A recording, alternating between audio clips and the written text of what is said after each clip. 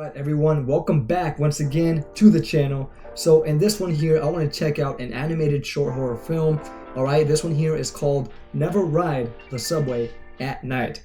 All right, so for those of you who ride the subway in big cities, I don't usually go to big cities, but I have gone and I've driven the subway a couple times, but not too many times. For those of you who ride it every night on the way to work or the way back from work or anything like that, maybe this is going to relate to a lot of you. I've always wanted to see something scary happening in a subway. I think I've seen like a live action film, within this type of environment inside a subway, taking place in a subway, but never an animated film. Now I have seen some videos from this channel here. They're very simply animated, but it's just really effective the way it is told. It's super entertaining, very effective when it comes to some of the horror elements of it. This one here is by Plant. All right, and you can go ahead and check out their content by checking out the link in the description down below if you want to watch the original video for yourselves.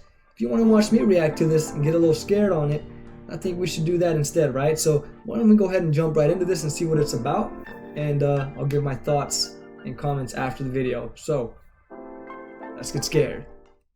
Getting around in the city can be a problem for a lot of people. Cars gridlocked from street to street, with nothing but the ambient screams and honks filling the air. That was always one of the biggest drawbacks for me, living in the city.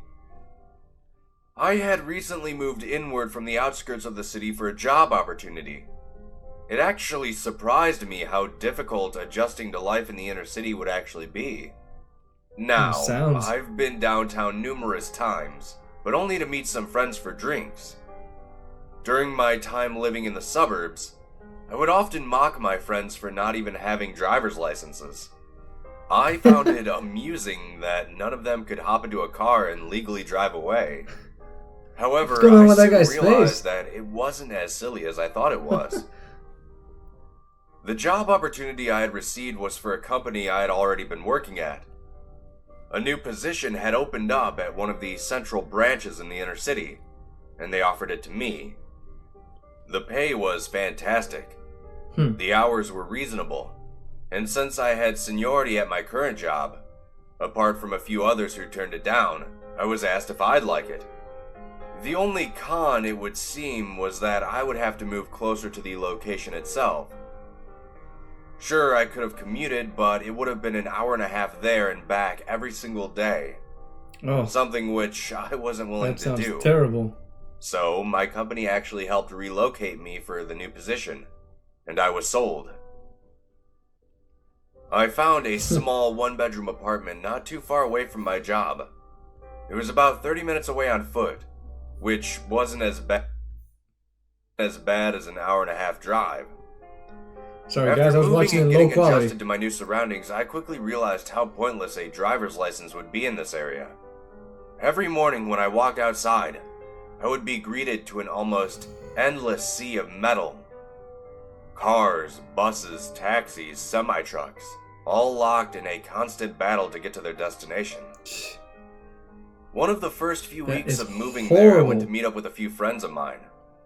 They all wanted to meet up at a new bar on the other side of town. After arriving later than everyone else, covered in sweat, I quickly became the butt of everyone's jokes. They asked me why I didn't just ride the train here, to which I responded that I didn't know how. I suppose that was the wrong answer to give my friends, as they all mocked me for not knowing how to use the public transit system. Which I suppose is well deserved, since I joked about their lack of driver's licenses. After a few drinks, we all decided to call it a night. One of my friends drunkenly tried to help me figure out the subway system, but through all his slurred speech, I could only vaguely make out the words MetroCard. He stumbled his way down the steps into the underbelly of the city. The mechanical sounds of trains reverberated off the tiled walls. Garbled voices over loudspeakers spouted directions, but they might as well have been speaking another language to me. During this time, I had lost track of my inebriated guide. I looked around in a confused frenzy before someone grabbed my shoulder. I quickly spun around on my heels and was almost knocked off them by the smell of whiskey coating my friend's breath. He laughed before flicking a small yellow card in my face. I grabbed it, and he told me that I needed it to ride the train. I asked him how much it was, but he just belched and demanded that I follow him. We both swiped our cards and made it to the platform. The clacking of the train became louder and louder before a long metal tube appeared and screeched to a halt in front of us. The doors opened and we both made our way inside. After sitting down, my friend drifted off to sleep without telling me what to do next. We arrived at our next stop and I shook him awake. The voice over the loudspeaker announced our destination, to which my friend hollered back, "Not yet," before going right back to sleep. The following stop arrived God, and that's I nudged so him frustrating. again. He stood up with the vitality of a 90-year-old, coughing and retching all the while. We walked off the train and out of the terminal area. To my relief, we were only about a half a block away from my apartment. Amazed that we made it, I thanked him and we parted ways. Even though the whole experience was just me following my friend all night, I was surprised by how easy and fast it was. One minute I was on the other side of town, and the next I was right back home. I called my friend the next morning and thanked him for taking me home, although he didn't seem to remember it. He was pretty drunk after all. Regardless, I thanked him for the card and for the help. He mentioned that I needed to refill my card at one of the kiosks in the subway if I wanted to ride more before hanging up on me. Got a small phone and a big phone. The next day I went back down to the subway, early in the morning, and located my work on the map. It was only 3 stops away from where I was located. This gave me great relief. All I had to do was locate the specific train to take me there. After putting money on my card and making it to the terminal, I found the train that I needed. It was then that I realized just how many people were down here waiting with me. The terminal area was packed, shoulder to shoulder, of people waiting to enter the train. As we walked on, I accidentally bumped into a large man standing in front of me. He yelled at me to watch it, before going back to mindlessly staring out the window. I counted the stops, and on the third one I exited. When I ascended the stairs, I found my office building right across the street. That night, after getting off of work late in the evening, I decided I would ride the train back to my place. I had to get used to this thing one way or the other. I descended the nearby stairs and swiped my card at the entrance. After crossing that threshold, I noticed something odd. Oh, here we go. There was absolutely no one else down here but me. Even on that drunken adventure I had taken with my friend, there was at least a few people around. But not this time. I made my way over to the train and waited. Not long after, I heard that familiar sound of clacking metal approaching. The train screeched to a stop and I boarded. Stepping onto the train, I felt a wave of something wash over me. It wasn't fear or concern, it was more like uncertainty. Like my mind wasn't sure if this was the correct train to be on. Oh my god. I figured that if this was the wrong one, I'd just get off at the next stop and walk the rest of the way. However, the train didn't stop. I was sitting in my seat for a full hour before I realized something was terribly wrong. God.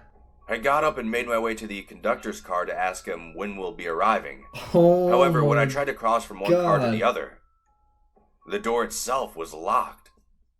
As I struggled against it, the lights in the car began to flicker. Dude, that is so scary. The lights went completely out, and I was standing alone in this train car, in pitch blackness. When the lights came back on a few moments later, what I saw unnerved me. The entire car behind me was filled with people, though they didn't appear to be actual people. They all looked like shadows. As if all of the people behind me were wearing black morph suits and standing shoulder to shoulder with one another. They were all facing my direction at the front of the car. They got I machine wasn't gun sure if it bullets? was the lights or my tiredness which was playing tricks on my mind. Though what happened next still terrifies me. The lights once again went out in the car. During this outage, I felt numerous hands begin grabbing at me. I screamed and attempted to shove them back, but they just continued to grab at me and tried to pull me into the center of the train. I fought against them, kicking and thrashing as hard as I could.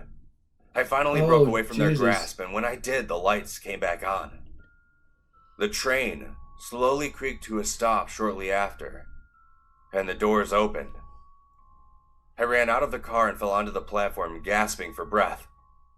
The doors on the train closed behind me, and it disappeared down the dark tunnel. What was odd was that when I exited out of the subway onto the street, He was in the same spot. I found that I was back in the same exact place I had started from. I ended up making the 30-minute walk back to my apartment anyway. I don't know what those things were riding in the train with me that night, but I do know that when they were grabbing at me, I felt a very evil energy coming off of them. Perhaps they were trying to make me into one of them. I don't know. I told my friends about it the following day, but they just thought I made the whole thing up, saying I probably just fell asleep on the train and had a bad dream. Yeah, that's probably what they would But say. it wasn't a dream. I know what I saw, and I know what I felt that night. If any of you are patrons of the underground transit system, be careful when riding the subway during the night. You never know who or what could be riding with you. Oh, jeez. All right, everyone. There you have it. That was Never Ride the Subway at Night. So, with SFM Creepypasta.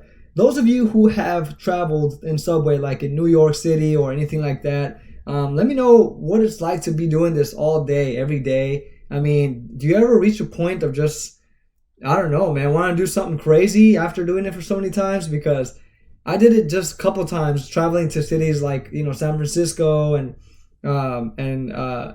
yeah, that's pretty much it. I mean, I've been wanting to do one in New York, but I have never been there, so I've been wanting to do that. But the times I've traveled through the through the bar, or what is it, not the bar, the subway, whatever, I have ran into some pretty strange people there, man. It's kind of crazy, but it just, every experience that I've had there, it just never seemed comforting. I mean, it's not supposed to, but it's just never, it's never been something where I'm like, I want to go travel through this city to this city through this underground subway or something. I've just never wanted to go through that again. And for those of people who work in big cities and have to travel through these all the time, I mean, it's just that's got to drive you nuts at some point, man. But I mean, you guys, this one, I enjoyed it. This one was it wasn't too scary, but I think when we saw these figures coming out, I mean, it could have been that he was dreaming in the subway. Who knows, really? I mean, he says he knew what he saw, and you get all these things about, like, I wasn't dreaming, it was there, But sometimes dreams can feel super realistic, man. So who knows? Maybe he was dreaming, and his friends are right. He just totally had a bad night, a bad dream. But whatever it was, man, that was totally well done. Really scary. I love the way the figures just were out in the distance, of the first train, or just in the darkness, all you see their silhouettes, and then eventually they move up, and these look like big, bulky, giant, men with like machine gun ammo wrapped around their bodies. I mean, what the heck was that, But whatever it was definitely very scary. The way they reached out for him and tried to grab him, pull him in somewhere, was very, very terrifying. And so I think when the lights went on is when he woke up, is what I'm assuming. And then eventually he ran out of there. And I mean, he said he got off at the same spot at the end, so that's kind of strange too. But I mean, maybe he did the whole thing and then just ended up waking up once it was back to where he started. Or maybe this was all one, something supernatural that happened to him. Who knows, man? But The animation, I mean, it's, you know, it's very, very different. I mean, I'm not too familiar with SFM animations, but I believe that these characters are very entertaining to look at because of their movements. They're very, very slow. Almost, it almost feels like just going from image to image, really, with very slight movement, not a lot of movement. And I think I like that. You know, it's like, you know, like a moving comic book almost. You know, and I really like that. So this was really well done, man. And you know, I love to see some of the distorted parts of these characters, like the way how big their hands are compared to their legs, or like the way they hold a cell phone with like two fingers or something like that. And then the size of the phones, how they vary. But overall, man, it's really interesting to watch these. I love the narration. I love the whole storytelling part of it. It's fantastic, man. I mean, to keep this up, it's really good work. I really enjoyed this one, and I'm gonna, you know, check out some more of these. I've seen lots of videos for this channel already, so I have a lot of them saved on my watch later list. I'm gonna check those out when I get the chance. But today, that's all I got for you. Let me know what part was your favorite, which was your scariest part there, and if you enjoyed it in general. So other than that, that's all I got for you guys. I want to appreciate for watching this with me, and I will see you all on the next video. Take care of yourselves. Peace.